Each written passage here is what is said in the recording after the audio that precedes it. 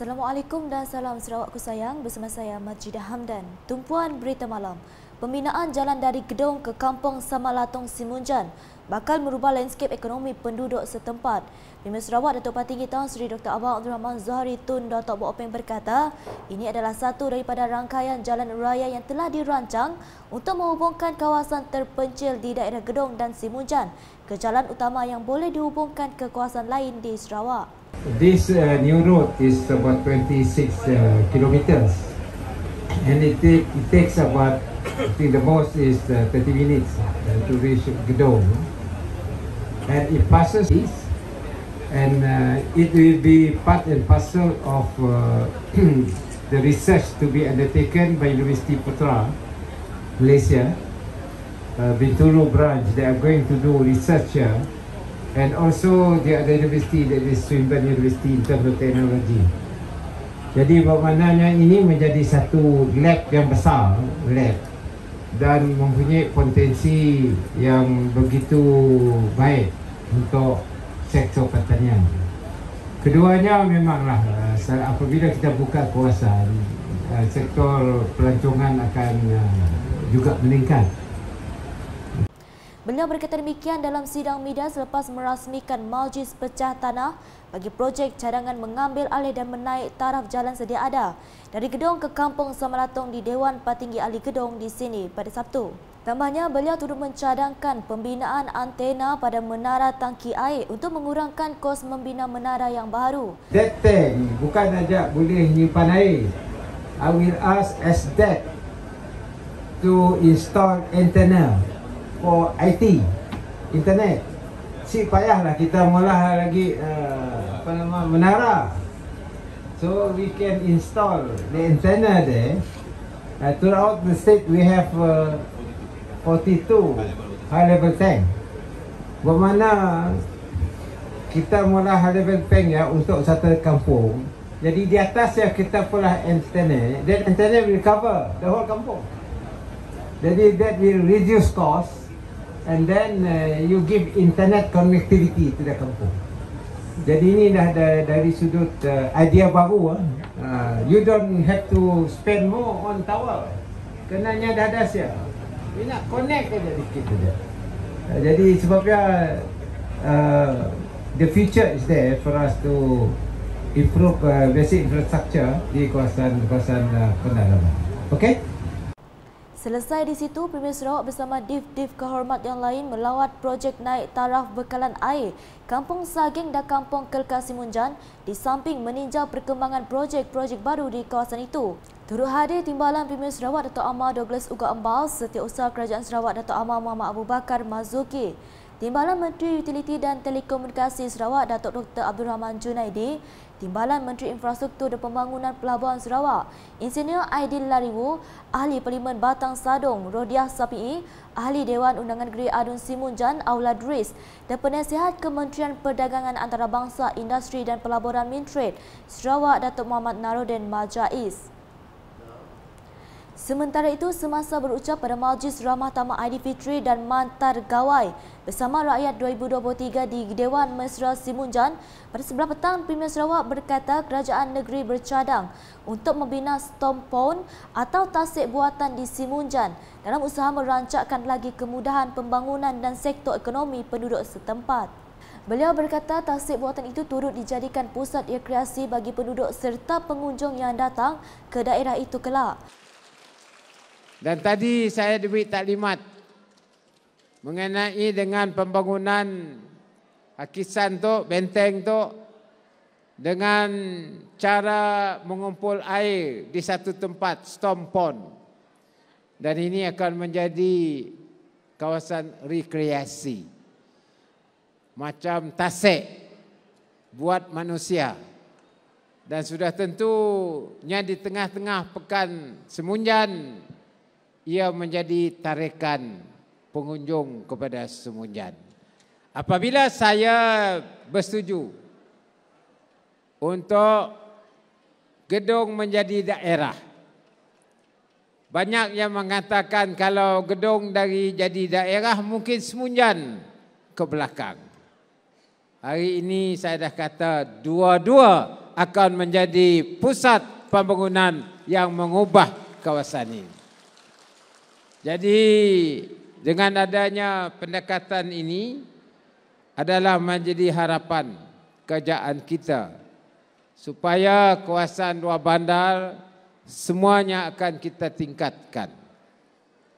Mengenai sumber air, beliau berkata kedua-dua daerah Gedong dan Simunjan bakal menerima bekalan air yang mencukupi dari Serian dan Kuching.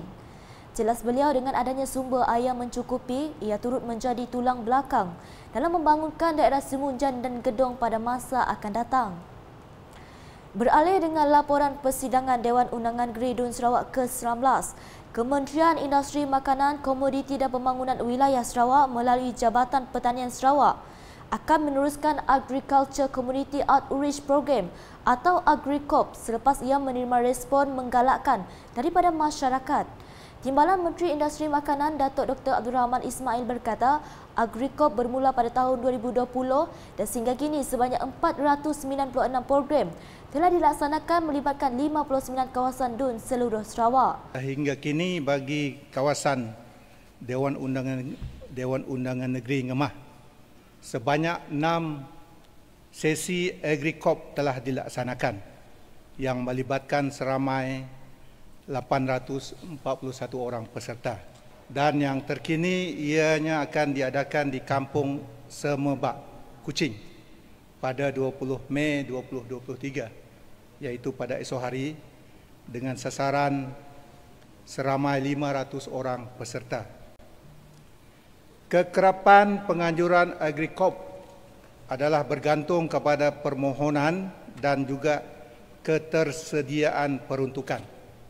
Oleh itu, Yang Berhormat bagi Ngemah bolehlah mengemukakan permohonan melalui Jabatan Pertanian Daerah Kenawit. Beliau berkata demikian semasa menjawab pertanyaan Adun Ngemah Anijana pada Jumaat. Jelasnya lagi, antara langkah yang diambil oleh Jabatan Pertanian Sarawak untuk memastikan program AgriCOP ini mencapai objektif adalah mengenal pasti aktiviti pertanian yang dirancang atau sedang dilaksanakan di sesebuah kawasan sasar. Antara langkah-langkah yang diambil oleh Jabatan Pertanian Sarawak bagi memastikan program ini mencapai sasaran adalah seperti berikut. Pertama, mengenal pasti aktiviti pertanian yang dirancang atau sedang dilaksanakan di sesebuah kawasan sasar. Kedua, modul program AgriCOP disediakan mengikut kesesuaian dan keperluan kumpulan sasar. Ketiga, pemindahan pengetahuan dan teknologi adalah melalui latihan amali ataupun hands-on. Dan keempat, menjalankan kajian pasca latihan bagi mendapatkan maklum balas keberkesanan latihan. Katanya program ini bertujuan untuk membangunkan moral insan masyarakat luar bandar, khususnya dalam bidang pertanian moden yang mensasarkan sehingga 500 orang peserta bagi satu-satu masa bergantung kepada jumlah peruntukan dan kawasan. Sementara itu, Timbalan Menteri Perdagangan Antarabangsa, Industri dan Pelaburan Sarawak, Datuk Dr. Malcolm Musin Lama memberitahu Kerajaan Sarawak akan membangunkan kawasan perindustrian terbeduk TIE melalui projek pembuatan. Jelasnya, kajian Pelan Induk Serian 2020-2030 telah mengenal pasti TIE sebagai hub pembuatan bahagian serian.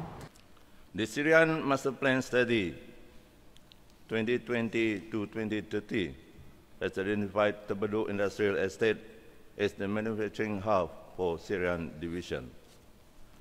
Terbeduk Industrial Estate will leverage on the large plantation of rubber trees in the neighboring region and downstream rubber processing activities. The study emphasized that the Terbeduk Industrial Estate would be developed to process both latex-based product and rubber wood for furniture manufacturing. Beliau berkata demikian ketika menjawab pertanyaan Adun Terbeduk Dr. Simon Sinang Bada pada Jumaat. Sementara itu, Datuk Dr. Malcolm menjelaskan Kementerian Pelaburan, Perdagangan dan Industri MITI Malaysia dan Kementerian Perdagangan Indonesia akan terus membincangkan normalisasi perdagangan antara Terbeduk dan Antikong. There will be a continuous continuous engagement between the Ministry of Investment, Trade and Industry, Malaysia, and the Indonesian Ministry of Trade, which had been very persistent in discussing the normalization of trade between Terbeduk and Antikong. Another round of meetings between the ministers of both countries is scheduled to take place in May 2023, and MITI will seek the Indonesian clarification on subject matter, as Antikong has already been gazetted as an international dry port. With the anticipation of both border crossing agreement and the border trade agreement could be signed this year, it is hoped that this will spur more positive economic impact for both parties and attract more investors to set up manufacturing project at Terbeduk Industrial Estate. Thank you. Dalam perkembangan lain pula, 8 projek sakit yang dikenal pasti di kawasan Dun Tanjung Datu perlu diberi perhatian segera. Adun Tanjung Datu Azizul Anwar Adenan berkata kesemua projek tersebut telah mengalami masalah dalam pelaksanaan dan ada di antaranya juga telah ditamatkan kontrak. Saya melihat daripada kelulusan peruntukan projek tersebut, kata orang sehinggalah excavator sampai ke tanah mengambil masa yang agak panjang. Dan saya melihat mendengar daripada soalan sahabat saya daripada Honourable Member from Balingian yang bertanya kepada Honourable Deputy Minister, terlalu lama daripada design stage sehingga ke projek tersebut benar-benar berjalan di atas lapangan. Beliau berkata demikian semasa membahaskan usul penghargaan atas ucapan yang di-Pertuan Negeri Sarawak pada Jumaat. Menurutnya, antara projek tersebut ialah projek Jambatan Rambungan yang menghadapi isu sejak tahun lalu dan masih belum mendapatkan kontraktor penyelamat sehingga kini. Sehubungan itu, Azizul mencadangkan agar proses birokrasi dikurangkan bagi mempercepat serta meningkatkan prestasi pelaksanaan selagi proses tersebut tidak menyalahi mana-mana undang-undang dan peraturan. Katanya lagi, langkah tersebut seiring dengan saranan Premier Sarawak, Datuk Patinggi Tan Sri Dr. Abang Abdul Rahman Zahari Tun Datuk Boopeng yang menekankan untuk memudahkan proses dan prosedur dalam perkhidmatan demi memberikan kesenangan kepada rakyat. Masih dengan laporan persidangan Dun Sarawak, inisiatif penjanaan sumber ekonomi baru melibatkan penyertaan rakyat luar bandar terutama pemilik tanah hak adat Bumi Putera NCR perlu diperbanyakkan lagi. Adun Meluan Roland Duat Jubin berkata mereka haruslah bekerja keras merapatkan jurang pembangunan dan memastikan setiap pelusuk Sarawak tidak ketinggalan dalam perancangan ekonomi. Saya berharap prinsip utama perancangan pembangunan adalah selari dan konsisten dengan tema pro pembangunan pro luar bandar. Beliau berkata demikian semasa membahaskan usul penghargaan atas ucapan yang di-Pertuan Negeri Sarawak pada Khamis. Katanya keberhasilan algae cultivation yang diperkenalkan oleh Sarawak Biodiversity Centre SBC baru-baru ini dapat diperkembangkan ke kawasan luar bandar untuk menjana aktiviti ekonomi baru terutama bagi pemilik tanah NCR.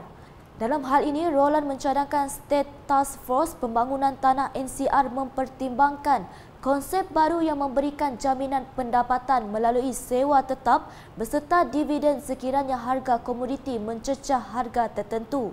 Beliau juga menyeru agar Kerajaan Sarawak menggesa Kerajaan Persekutuan melaksanakan pembangunan luar bandar dan tanah di Sarawak melalui agensi kerajaan negeri seperti pembangunan kelapa sawit oleh Felcra, getah oleh Risda dan PPRT oleh MARA dan sebagainya. Perkongsian seterusnya, industri binaan memerlukan perubahan besar dengan mementingkan pendigitalan hingga ke tapak pembinaan untuk memastikan tenaga kerja kekal berdaya saing sekaligus mewujudkan ekosistem pembinaan yang lestari. Timbalan Premier Sarawak Datuk Ahmad Douglas Ugat Embas berkata peralihan yang menyepadukan teknologi digital dalam berbagai organisasi atau perniagaan telah mengoptimumkan proses kerja serta meningkatkan kecekapan dan keberkesanan. Beliau menyeru agar industri binaan melakukan anjakan paradigma bagi melaksanakan transformasi yang diperlukan.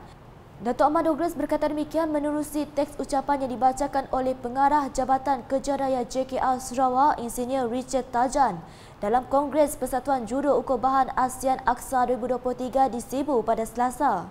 And in terms of environmental sustainability, it is also our shared responsibility as a civil society to promote the use of digital technology to facilitate a green and sustainable transition to safeguard and preserve our green and natural resources. Menurut Datuk Ahmad Douglas Uga, Kongres Aksa 2023 yang dianjurkan dengan kerjasama Universiti Teknologi Sarawak UTS ini memfokuskan pendigitalan dan kemampanan yang akan menjadi asas kepada daya tahan sosio-ekonomi. Jelasnya penganjuran kongres ini juga sangat relevan kepada industri bina selepas dunia dilanda pandemik COVID-19. Thus, this Congress will inevitably benefit all key construction players in the recovery measure instituted around the Asian region. Kongres bertemakan pendigitalan dan kemampanan dalam industri pembinaan ASEAN ini berlangsung dari 16 hingga 17 Mei 2023 dan dihadiri 697 peserta terdiri daripada ahli panel, moderator, profesional ilmuwan dan pelajar dari Malaysia, Brunei Darussalam, Singapura, Indonesia, Thailand, Filipina dan Myanmar. Selanjutnya, Unit Komunikasi Awam Sarawak UKAS memikul peranan penting sebagai satu agensi penyebar maklumat sahih untuk rakyat sama ada di bandar maupun di luar bandar. Adun Terbeduk Dr. Simon Sinang Bada berkata, UKAS juga bertindak sebagai medium penyampaian berita dan informasi yang berkesan kepada semua lapisan masyarakat. Dalam masa sama, Dr. Simon memuji peranan dan usaha keras liputan pihak UKAS pada persidangan DUN Sarawak ke-19 yang berlangsung sejak 15 Mei 2023. Beliau berkata demikian semasa menyempurnakan Majlis Ramah Tamah Aidilfitri dan Pragawai Peringkat Daerah Terbeduk di Dewan Masyarakat Terbeduk pada Jumaat. Tambah beliau, untuk memiliki sebuah kerajaan yang stabil, makmur dan damai memerlukan barisan pemimpin yang bijak dan berwawasan. Dalam pada itu, Pengarah UKAS Samuel Simon turut menyeru agar keharmonian dan kedamaian antara pelbagai etnik di Sarawak dikekalkan demi kestabilan politik dan kemajuan Sarawak khususnya. Mengulas berkaitan sambutan 60 tahun Sarawak Merdeka, beliau memberitahu Sarawak akan menyambut ulang tahun kemerdekaannya dalam Malaysia pada 22 Julai di mana ia adalah satu tarikh penting kepada kepimpinan Sarawak yang dilantik menjadi Ketua Menteri pertama iaitu Datuk Stephen Kalong Ningkan. Selain itu, Samuel juga menasihatkan kepada semua pengamal media sosial agar sentiasa berwaspada dan jangan menyebar maklumat palsu yang tidak diketahui sumbernya. Sekian edisi malam bersama saya Majidah Hamdan. Berita lebih lanjut boleh didapati di semua platform media sosial UKAS termasuk portal ukas.sarawak.gov.my dan UKAS Channel di YouTube. Sebelum mengakhiri berita UKAS, saksikan sorotan Majlis Pecah Tanah bagi projek cadangan mengambil alih dan menaik taraf jalan sedia ada dari Gedong ke Kampung Samalatong di Dewan Patinggi Ahli Gedong pada Sabtu. #Member Fakta, salam UKAS.